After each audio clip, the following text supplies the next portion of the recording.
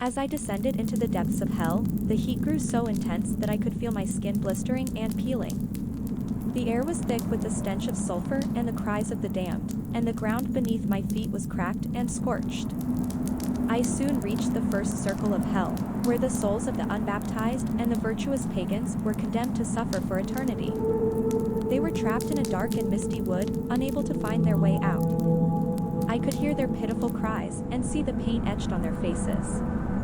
Some of them were weeping, others were screaming in agony. The second circle was reserved for the lustful, who were tormented by a violent storm that raged around them. Their bodies were battered and bruised by the winds and the rain, and their screams echoed through the air. I could see some of them clinging to each other, trying to find comfort in the midst of their torment. Others were thrashing wildly, their bodies convulsing with the force of the storm.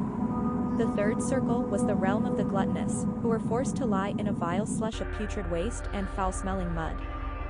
They were surrounded by bloated, grotesque creatures that snapped and snarled at them, tearing at their flesh with sharp teeth. I could see some of the gluttonous souls trying to fight back, but their efforts were feeble and useless. Their bodies were covered in wounds, and their eyes were filled with fear and despair.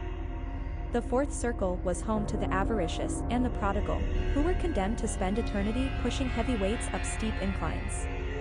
Their faces were twisted with greed and determination, and they strained against the weights with all their might. I could see some of them collapsing under the weight of the burden, their bodies broken and their souls crushed. Others were driven mad by the endless, pointless labor, and they howled in rage at the heavens. The fifth circle was the abode of the wrathful and the sullen, who were doomed to fight each other for eternity in a dark and putrid swamp. They clawed and bit and scratched at each other, their faces contorted with rage and hatred. I could see some of them tearing at each other with their bare hands, their eyes wild with fury. Others were locked in deadly combat, swords and spears flashing in the dim light.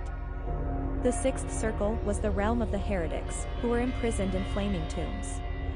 I could hear their anguished cries as the flames consumed them, and I felt a wave of pity wash over me. Some of them were screaming in agony, their bodies writhing in the flames. Others were silent, their eyes fixed on the sky as they waited for the end. The seventh circle was the domain of the violent, who were divided into 3 rings. In the outer ring, the souls of the violent against others were forced to run a gauntlet of flaming spears. I could see them running for their lives, their bodies scorched and blackened by the flames. Some of them were impaled on the spears, their screams echoing through the air. Others were caught and dragged back, their bodies torn apart by the relentless onslaught. In the middle ring, the souls of the violent against themselves were tormented by harpies. These grotesque, bird-like creatures swooped down from the skies, snatching the violent souls and carrying them off to be devoured. I could see some of the violent souls trying to fight back, but their efforts were in vain. The harpies were too fast and too powerful, and they left a trail of devastation in their wake. And in the inner ring, the souls of the violent against God were consumed by a river of boiling blood. I could see them struggling in the red-hot liquid, their bodies scalded and blistered. Some of them were trying to swim to the shore, but the current was too strong, and they were dragged back into the depths. Others were crying out for mercy, their voices drowned out by the roar of the river. As I passed through each circle of hell, I was filled with a sense of awe and terror. The sights and sounds of the damned were horrifying, but I could not look away. I felt a deep sense of dread and despair, but also a strange fascination. I knew that I was lucky to be alive, and that I had to make the most of my time on earth. I reached the 8th circle of hell, the realm of the fraudulent and the treacherous. Here, the souls of the damned were punished in a variety of terrible ways. Some were frozen in ice, their bodies rigid and motionless. Others were consumed by fire, their flesh melting and bubbling. And still others were torn apart by savage beasts, their screams drowned out by the roars of the monsters. Finally, I reached the 9th circle, the deepest and most terrible realm of hell. This was the realm of the betrayers, who were condemned to spend eternity in the frozen lake of Cocytus. I could see their bodies trapped in the ice, their faces twisted with agony and despair. The largest and most fearsome of the betrayers was Judas Iscariot, who had betrayed Jesus to the Romans.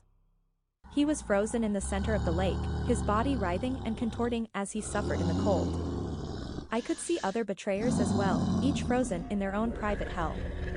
Brutus and Cassius, who had betrayed Julius Caesar, were there, as were Ganelon and Bors, who had betrayed the legendary knights of King Arthur's court. And then I saw Lucifer, also known as Satan, is a majestic and terrifying figure even in his frozen state. He is frozen in the sulphur lake of Titus, a frozen lake in the underworld, where he is punished for his sins. His horns are long and curved, shining like polished obsidian in the dim light. His wings, spread out behind him, are massive and imposing, their frozen feathers glinting like shards of ice. His tail lashes out behind him, its barbed tip frozen in place. His face is a study in contrasts. On the one hand, it is handsome and chiseled, with sharp cheekbones and a strong jawline. On the other hand, it is twisted into a sneer of pure malice and hatred. His eyes, dark and soulless, seem to bore into the very essence of one's being. Despite being frozen in place, Lucifer exudes an aura of power and malevolence. It is as if he is still capable of exerting his influence and tempting even the most steadfast of souls. As I stand at the shore of Lake Cocytus, staring at the frozen figure of Satan, I am filled with a mix of fear, awe, and revulsion. I know that I am in the presence of evil incarnate, and I can only hope that I am strong enough to resist its pull. I did try to resist, but in the end, his power was too great. May God have mercy on me.